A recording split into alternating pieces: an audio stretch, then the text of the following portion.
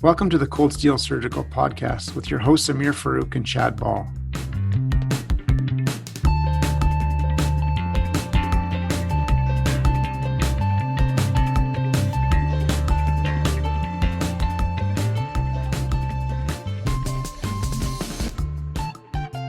Dr. Yang, thank you so much for joining us on the Cold Steel Podcast today. It's truly an honor to have all the hardworking program directors across the country join us on the show to talk about their programs. Can you tell us a little bit about the McMaster General Surgery Residency Program? Sure. Yeah. So we're based in the city of Hamilton. So those who are less familiar, that's about 45 minutes southwest of Toronto. It's a growing city. It's about 600,000 people now. So our program is a little bit unique. It's got a Hamilton stream, and it's also got a Niagara stream. The Niagara stream has its own regional education lead, Dr. Ryan Fielding, who's just done a fantastic job with that program. They've got a separate match through CaRMS. So the Hamilton stream, we take 6 residents per year through CaRMS. There are 3 hospitals that are the main adult surgery training sites. They're all within kind of 10 to 15 minutes drive of each other. The first couple of years of our curriculum, they're a bit more prescriptive, but the 3rd and 4th years is more choose your own adventure. So our program's philosophy really is one that emphasizes that residents ought to be able to tailor their training towards kind of what their career goals eventually are. So, and then the final year of our training, it's really all general surgery rotations that residents kind of consolidate everything. And, as a surgeon and also as a leader really in our program, they carry that forward after they graduate. That sounds great. Realizing that your graduates really over the years have gone everywhere and done everything. Where does the typical McMaster graduate go at the back end? Where do they end up? I realize the options, like I said, are broad, but what do you like to see and what have they done previously? Yeah, so, I think, I'm pretty confident all programs in Canada, we're really fortunate in Canada, can say this, but it is very important to our program that when residents finish after their training here after 5 years, that they're ready to start practice independently, safely, competently. The proportion of residents that go into practice, straight into practice versus fellowships, that varies year to year, of course. The last year was about kind of 50-50 split. 3 of our grads went straight into practice and they set up shop, whereas the other 3 went into fellowships. A couple of years before that, really, were all predominantly went into fellowships, and that kind of reflects a bit about kind of what the landscape of, as people want to set up shop where they want to, but also sometimes they just want additional training, in certain areas, of course. And that's been all areas. That's been thoracics, MIS, trauma, HPV, colorectal, breast. So it really spans the gamut of what you can do in general surgery.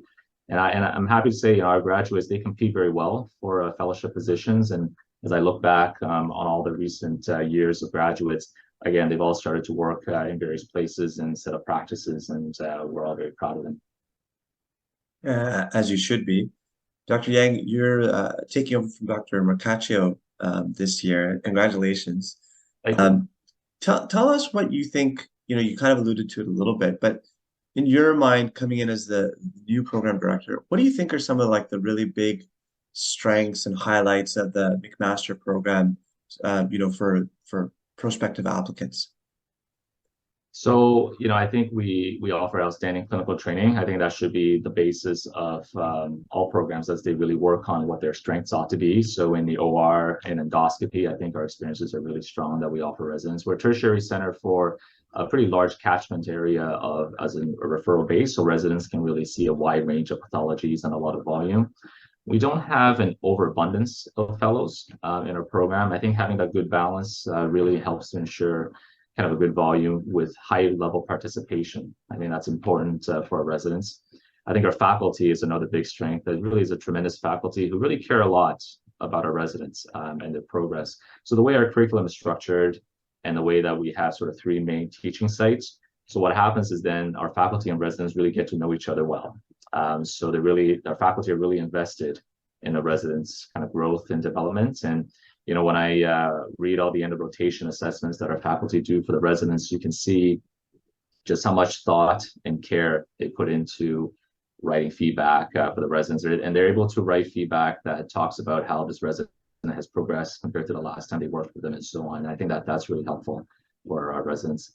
And then outside Hamilton, we've got this incredible network of community sites. And a lot of that is geography, just the number of towns and hospitals nearby that do a lot of high level stuff.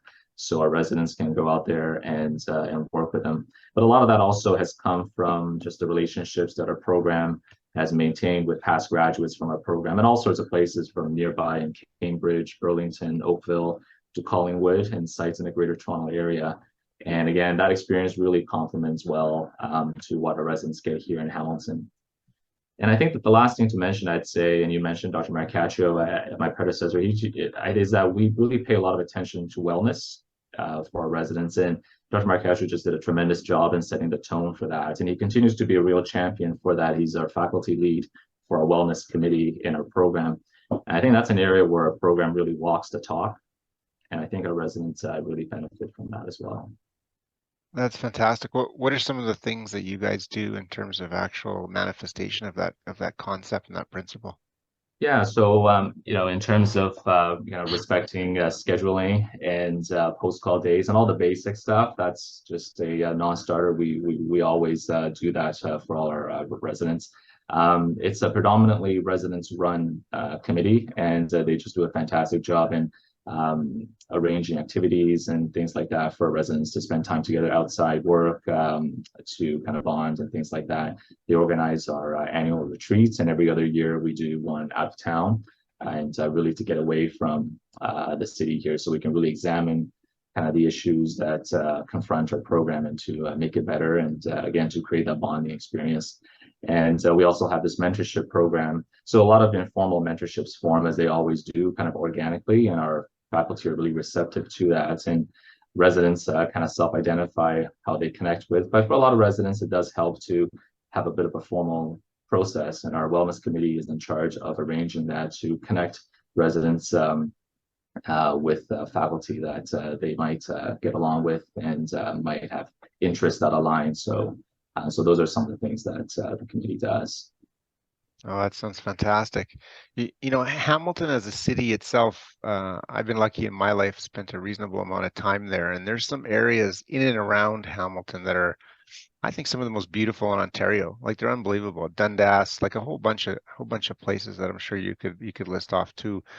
I'm curious for our applicants or your applicants that haven't spent much time in the greater Hamilton area. Tell us about Hamilton as a city. What's around? What do the folks usually do? What do you enjoy? Yeah, no, I think you're absolutely right. Hamilton is a really fantastic place to live. I think it's, maybe not so much recently. I think we can see with the growth that people have really identified it to be a really attractive place to live. But maybe in some years past, it's been a bit misunderstood. But, I lived here as a resident, and I was really ecstatic to come back, almost 10 years ago now, to with a young family in tow to kind of build a life here. So it really is a fantastic place to live and play. It's got a great art scene, lots of great restaurants. There's theater, there's a Philharmonic Orchestra. But some of the things you talked about the outdoor stuff, it's got incredible access to it. That's the one thing that really has always stood out for me. The access to conservation areas. You talked about Dundas, for instance, but there are lots of others. To like forested conservation areas. You can drive 15 minutes with virtually no traffic on most days, and you find yourself in these beautiful conservation areas with beautiful trails and lakes. Of course, you're an hour away from Niagara Falls, Niagara-on-the-Lake, the Shaw Festival, wine country. That's always really enjoyable. And of course, then you're 45 minutes away from Toronto in the other direction. So lots of good stuff, I find. That sounds absolutely lovely. Dr. Yang, for applicants interested in doing research, what kind of formal research or informal research opportunities are there? So all residents in our program are required at minimum to do 2 research projects during the residency, so to completion. We have an extremely dedicated research director, Dr. Elena Parvez, who does an exceptional job in guiding residents from early on, from just after they arrive, to kind of identify residents' research interests and their goals, and to connect them with the right supervisors and faculty, all the way to facilitating more extensive research endeavors like pursuing a master's or PhD and taking leave to do that. At any one time, we would have several residents away from our program on academic leave doing a graduate degree. So McMaster University as well, they've got 6 funded clinical investigator program spots for our residents to compete, and several of our residents have been very successful in recent years in competing for that. Our residents also have the option of taking 1 or more years off outside CIP to pursue graduate degrees, and our residents have done that in the US, in France, one recently. There's also room in our curriculum for all residents to dedicate up to 3 blocks to research. We've got funded support for publications, for travel. Our general surgery program here also has a generous endowment that's awarded on a competitive process that can provide funding for things like salary support, for research leave of absence.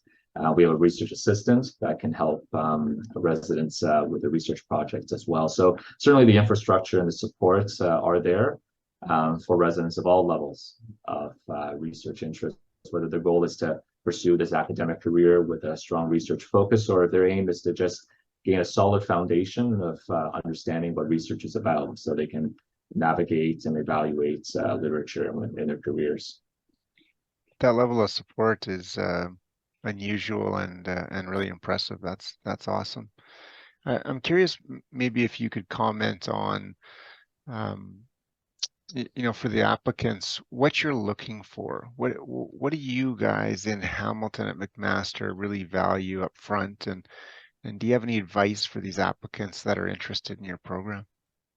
Yeah, no, I think that's a good question. So, I think it's important that individuals know what they're getting themselves into, who know what general surgery and general surgery training is about. General surgery is, as you guys, I don't need to tell you, it's a career that offers incredible rewards, but it can be tough. And there are going to be long days and difficult nights. But if you love the work and if you believe that it's worth it, then that's going to help sustain you through those tough days and tough nights. You often hear people talk about fit in their program. And for me, that is someone who is self-motivated, who works hard, but who's also kind, who also understands that when it comes to the people that you work with, not everything is a zero-sum game, and that we can help each other succeed, and we can celebrate each other's successes and kind of help each other during those difficult times. So I think that encapsulates that for me anyways.